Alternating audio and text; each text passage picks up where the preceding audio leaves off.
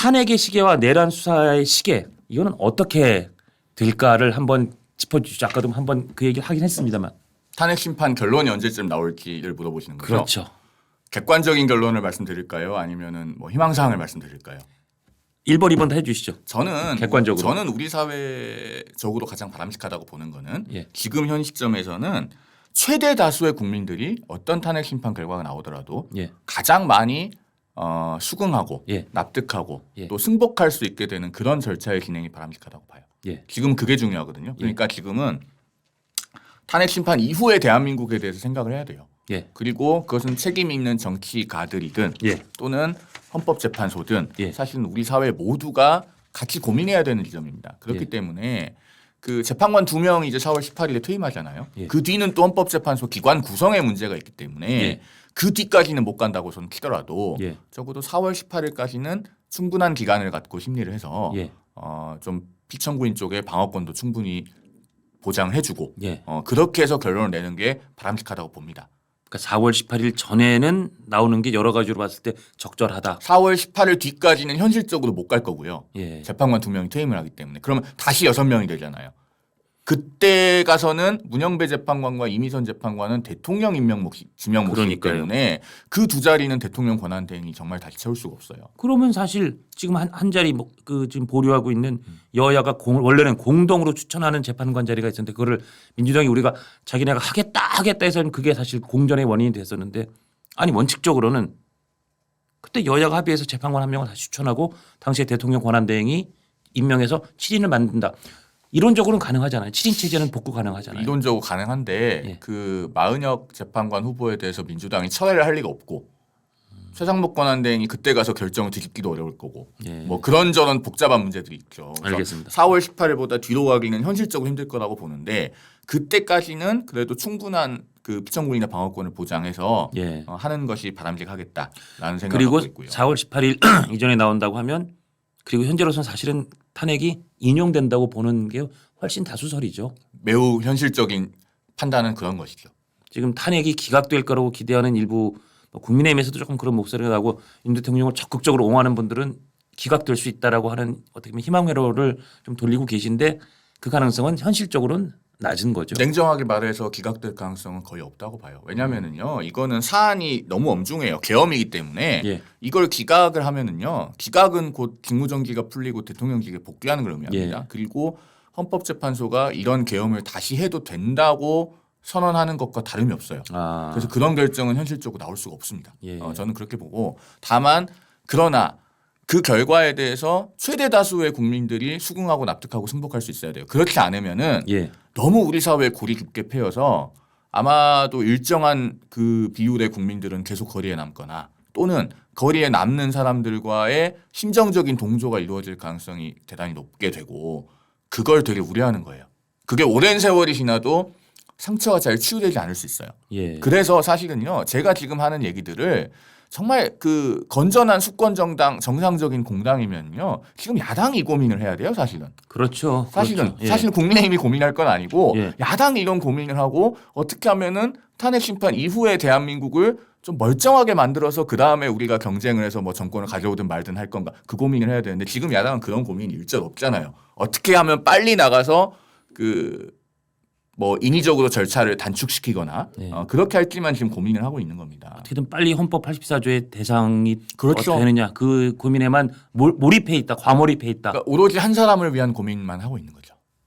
자, 그래서 시간 조금만 더 하면 그래서 아까도 잠깐 얘기했습니다. 지금 이 형사법 내란죄를 드러내겠다. 이거 아직도 헌재에서 결정 안 한 것 같아요. 그 부분을 뺄지 안 뺄지 그냥 지금 뭐 심지어 권유를 받았다는 말 때문에 논란이 되긴 했는데 일단 법률적으로는 그거 어떻게 보세요? 법리적으로는 가능은 해요. 가능하다. 가능은 한 게 왜냐하면은 이게 이제 헌법재판소는 그 노무현 대통령 탄핵 심판 사건이나 예. 박근혜 대통령 탄핵 심판 사건에서나 공히 뭐라고 얘기했냐면은 그 국회 소추 의결서에 소추 사유에 분류된 거 있잖아요. 예. 그 법률적 주장에 구속되지 않는다고 해요. 그러니까 소추 사유에 있어서 사실관계에 대한 판단을 하면 예. 그 다음에 무슨 법을 적용해서 우리가 위헌이나 위법 여부를 판단할지는 그건 헌재 맘이다. 예. 예요, 쉽게 말하면. 예. 그게 사실은 두 번의 탄핵 심판에서 모두 그렇게 판시했어요. 예. 이게 약간 우리 언론에서요. 예. 그 노무현 대통령 탄핵 심판 사건 때는 그 공직선거법 위반 여부를 판단했기 때문에 예. 노무현 대통령 탄핵 심판 사건과 박근혜 대통령 탄핵 심판 사건에서 그 헌재 법률 입장- 위반, 예. 즉 위법 여부를 판단한 여부가 달랐다고 하는데 사실 그거 정확하지 않아요. 아 그런가요? 예, 그러니까 그 국회가 소추 사유를 법률적으로 분류해 놓은 것에는 구속받지 않는다라고 예. 하는 그 판시 사항은 일관되고요. 예. 그다음에 노무현 대통령 탄핵 심판 사건 때 공직선거법 위반 여부를 판단했고 예. 박근혜 대통령 탄핵 심판 사건에서도 그 뇌물죄는 판단을 안 했죠. 그렇죠. 네, 뇌물죄는 앞으로 형사법원에서 가서할 사안이니까 판단을 안 했는데 헌법 위반 말고 법률 위반도 일부 판단했습니다.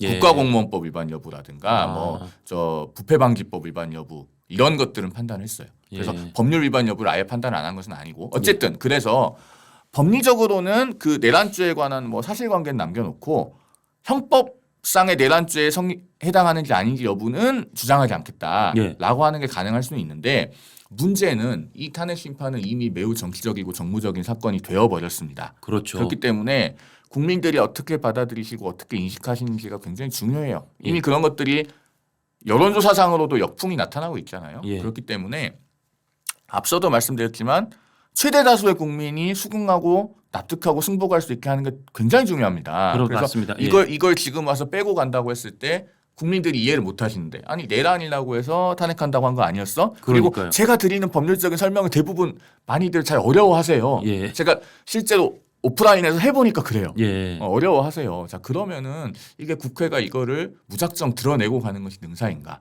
역시나 사실은 그분들이 해야 될 고민이고 예. 정말 대한민국을 생각한다면 예, 예. 그런데 오히려 제가 그 탄핵 심판 이후에 대한민국을 고민하고 있으니 예. 이게 참 어찌된 일인가 싶습니다.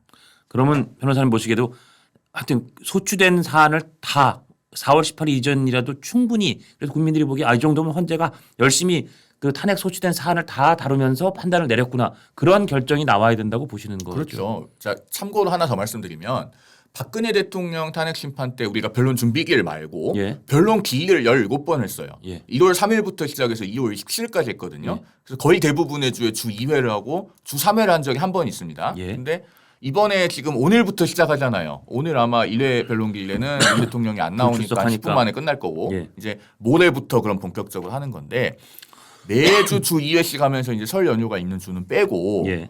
한 3월 말까지 해도 20번 이상의 공판기를 할 수 있어요. 박근혜 전 대통령 때보다 더 많이 할 수 있거든요. 예. 그러면서 어느 정도 충실한 심리를 하는 것이 가능합니다. 불가능하다고 보이지는 않아요. 그래서 그 박근혜 전 대통령 때 2월 27일에 변론 종결하고 3월 10일에 선고를 했거든요. 예, 예. 그러니까 열 한 이틀 정도의 간격이 있었는데 열 하루 간격이 있었군요. 예. 그 정도 하면은 3월 마지막 주나 4월 첫째 주까지 변론기를 하고 나서도 4월 18일 전까지 선고를 할 수 있습니다. 예. 그러면은 무작정 앞당기는 것만이 능사는 아니고 정말로 과정을 좀 충실하게 해서 우리 국민 대다수가 수긍할 수 있도록 했으면 좋겠다라고 하는 게 제 바람입니다. 아유 여쭤볼 게 너무 많은데 마지막 간단히 진짜 마지막 질문입니다. 특검법 수정 특검법 민주당에 외환 혐의 추가된 것과 논란이 되게 많잖아요. 그건 어떻게 보시는지. 그 지금 보면요, 예. 야당은 그러니까 대한민국의 안보에는 관심이 없는 거죠. 그렇죠. 오히려 예. 지금 그 이제 외환죄를 특검에 넣어서 수사를 한다고 하는데, 예. 그러니까 엄밀히 말하면 이제 외환 유치죄는 안 되고, 예, 그렇죠. 뭐 외국과 통모한 건 아니니까, 예. 뭐 일반 이적죄 정도 검토해 볼 수 있을 것 같은데, 예. 오히려 그분들이야말로 정말 이적하고 싶은 거 아닌가 싶어요. 적을 이롭게 하고 싶은 거 아닌가 싶어요. 왜냐면요, 예. 자 거기 수사 대상에 그 뭐 오물풍선 원점 타격, 뭐 해외 파병, 대북 예. 확성기, 대북 전단 살포 이런 것들이 지금 야당 특검 법안에는 수사 대상에 들어가 있습니다. 예. 그것만 제가 문제 삼는 게 아니고요. 그게 있으면서 그 뒷부분에 가면 뭐가 있냐면은 군사비밀보호법, 국가정보원법, 그러니까요. 형사소송법의 적용을 그렇죠. 예, 예. 적용을 배제하고 있어요. 그러면서 또 뭐가 있어요? 특별검사가 언제든지 수시로 브리핑할 수 있어요. 예. 압수수색에 관한 것만 브리핑을 못 한다고 이번에 넣어놨어요. 예, 예. 일반적인 수사 진행 상황은 다 브리핑할 수 있어요. 자 그러면은 군사상 비밀에 대해서 제한 없이 압수수색을 해서 수사를 하면서 그걸 특별검사가 언제든지 브리핑을 할 수 있어요. 예. 그 수사 대상들이 그 뭐 무인기 보내는 거, 그다음에 뭐 대북 전단 살포, 예. 대북 확성기, 뭐 오물풍선 원점 타격 이런 거예요. 대단히 민감한 우리 안보상의 그 군사 기밀 내지는 국가 기밀 예. 이런 것들이 그냥 여과 없이 노출될 수 있어요. 그거 어떻게 할 겁니까? 그러니까 법원행정처에서도 그런 우려를 표시했더라고요. 아니 그러니까요. 이게 조문들을 다 묶어놓고 보면은요 우려가 되는 지점이 딱 한눈에 분명히 보여요. 예. 이런 것들은 분명히 짚고 넘어가야죠. 그냥 지금 야당이 수요일에 특검법 부결됐잖아요. 예. 목요일에 법안 발의했죠. 예. 금요일에 법사위 법안 소위 통과시키고 지금 월요일에 법사위 통과시켰죠. 그러면은 아까 제가 말씀드린 것처럼 오늘 발의해서 내일 법사위 통과시키고 모레 본회의 통과하고 그 다음 날 공포도 할 수 있다. 민주당 정권이 되면 그런 스텝을 지금 법안 공포만 빼고는 다 밟고 있어요. 예. 근데 이게 대한민국의 안보를 고려하지 않고 이렇게 할 일인가 싶습니다. 결론적으로 1차 그 특검 법안하고 2차 특검 법안 물론 1차에 비해서 2차는 대법원장이 추천한 식으로 특검 선정은 조금 바뀌었고 기일을 조금 줄였어요. 대신 외환죄가 이만큼 들어갔어요. 문제점에 점수를 매긴다면 1차 특검 법안의 문제점이 100점 만점에 한 80점쯤이었다. 그러니까 문제의 심각도가. 그러면 2차 수정한 이 민주당의 특검 법안의 문제는 이걸 80점으로 기준한다면 몇 점쯤 됩니까? 저는 과락은 채점하지 않습니다.